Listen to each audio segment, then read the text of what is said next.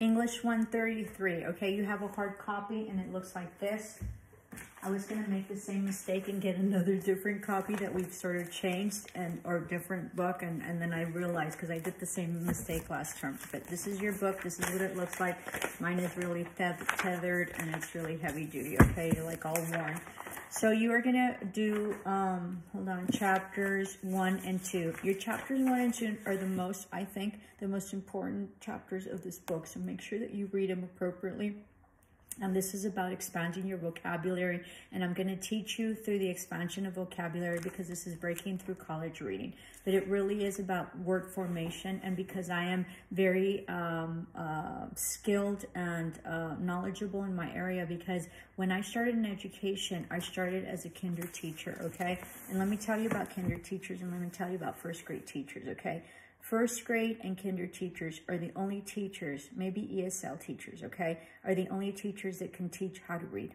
Everybody else gets their students and they already know how to read. So it is a huge skill, all right? So with that, I have incorporated and asked you how your word families are created, which is sort of what you, you know, have with Miss Breeden, who does an exceptional job with her work, with her class, okay? So I'm going to teach you how to decipher your words and how to figure out what your words are, even if you don't know what the word is. So it's very important for you to do the vocabulary. Other than chapter 1 and chapter 2, you're going to basically be doing only vocabulary. There is part 1 and part 2 in chapter 2 that is very important that I want you to put specific amount of attention to, because that's how you're going to learn your root words, your prefixes, and your suffixes. If you are bilingual, okay, all medical terminology is based on Greek and Latin vocabulary. So if Latin is based on Romance languages, okay, or Romance languages are based on Latin. So your Romance language, and I usually get 2 or 3 wrong. So I think one is like Romanian, which is very interesting, French, Spanish, Italian, Portuguese, and I'm missing another one, okay? So if you guys know what it is, let me know. Spanish is the second language spoken most in the world, or what was it? It used to be English first because it's business, okay? English is the business language, and then I think Chinese because there's a lot of Chinamen.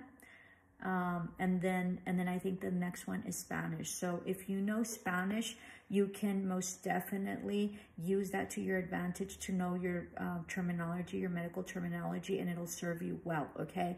And so if you figure out, like, anti is against, and so if you figure out what your prefixes and your suffixes are, if you do not understand the word, you can figure it out and you can take a reasonable guess as to what it is, and that's going to be crucial to you passing and to you being an excellent MA, okay, in life.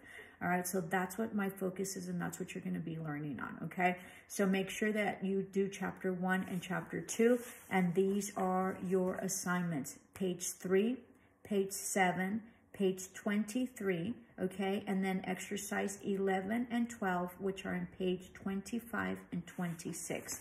Now, in your chapter 1, okay, you have this, you have your time chart. So this is to help you create your schedule, and there's nothing and everything in life is about schedules. And if you can't find time, it's because of your schedule. And let me tell you one thing.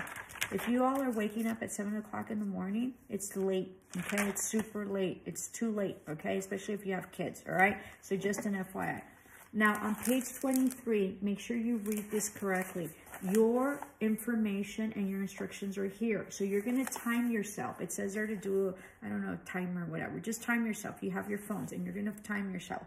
And you're going to read all this, and this is your reading rate. Don't be discouraged. You're going to come out really, really low.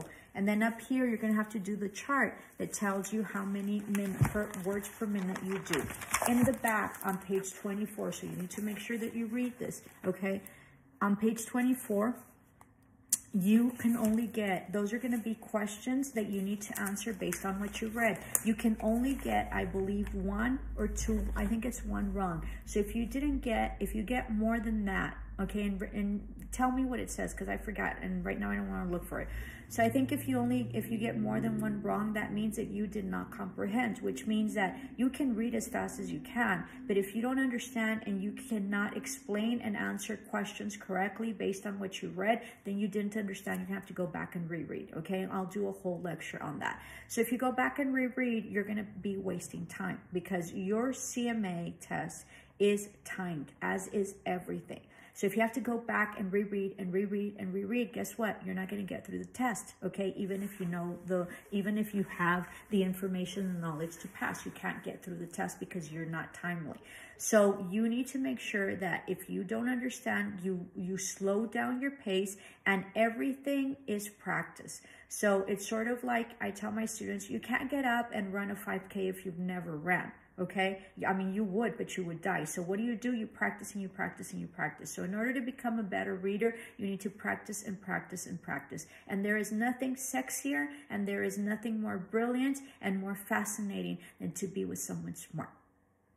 Okay, so, and it opens up huge amount of doors for you. So there's nothing like speaking eloquently, speaking appropriately, and understanding what the vocabulary is, and raising your vocabulary, your inventory of vocabulary in order to express yourself, okay?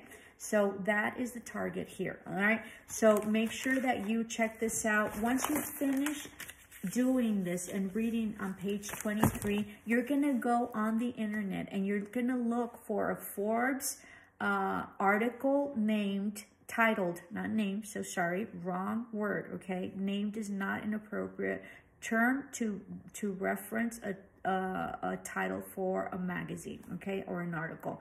So it's going to be the magazine Forbes, and it's going to be titled, the article's going to be titled, Do You Read Fast Enough to Be Successful? You have to go there, so it'll give you the level that you are in. If you don't know your level, then this exercise is pointless. Last term, nobody knew their level. That means they did not follow instructions. It's critical to follow instructions. It will serve you well all your life, okay? So take the time to read, reread, take the time to go back, take the time to take notes to make sure that you understand what it is that you are required to do, okay? And that goes for life. When you're starting off your MA position, make sure you take notes. There's nothing wrong with that. And your boss will appreciate that you take notes. And that way, there's also no confusion. If they tell you something and you had something else in your note taking, you can say, well, this is what you said, right? If you didn't make it up and you heard it correctly. All right. So when you time yourself with whatever it is that you're going to read and answer the correct questions in the back, you go to the internet and you look under Forbes magazine, or Forbes, just type in Forbes, and you say, and you type in, do you read fast enough to be successful? And it'll give you a score, a ranking sheet of where you're at and what level you are at, okay? You're going to be at a pretty low level. I don't know that it's an accurate rating there for that, but it is what it is, and that's what we have, okay? So you will have to do chapter 1 and chapter 2. For chapter 2, it's page 56, 63, 70, and they're all vocabularies. That's the one you do, the one that is named vocabulary. And then on page 72 through 74, part 1 and part 2. Make sure you pay attention to those parts. Those are very, very, very important, okay? I think I'll give you till Saturday, or let's see, what's today? I think I'll give you till Friday, all right? Let me see, to turn it in. So you have till Friday to turn it in. It's the due date. Okay, so make sure you get that in on Friday, and then be thinking about what it is that you want for your final. I usually let my students pick, you know, which is very interesting. I don't know of any teacher that ever, even in my lifetime, allowed their students to pick whatever it is that they wanted to do. So I sort of like the, you know, the interpretation of a song. It isn't... Yeah, this is reading, so we can justify it. All right, so think about that. You would pick your own song is what I'm thinking. If you have another suggestion, I'm open to hearing it. You know, I'm sort of open that way. I'm very different. I'm very creative. So, you know, you would, and I don't think that you would write it. I would prefer that you would sort of like play, like, I don't know, like 30 seconds. Don't play the whole thing, because I've been in classes and they play the whole song and we never get through it. So just like 15 seconds or 30 seconds, and then you basically tell me what the song means to you, why you picked it, and also what it is that you, what it is that the song means, okay? Without looking at Google, or possibly looking at Google for a little bit, but really reflecting on that. So that's a suggestion. I'm not telling you that that's what it is. So don't, you know, don't start up and don't get ahead of yourself. So you need to comment below what it is that you would like to do for midterms. And I think that's it, okay? Namaste. I'm so glad to have you all in my class. See you tomorrow. Ciao.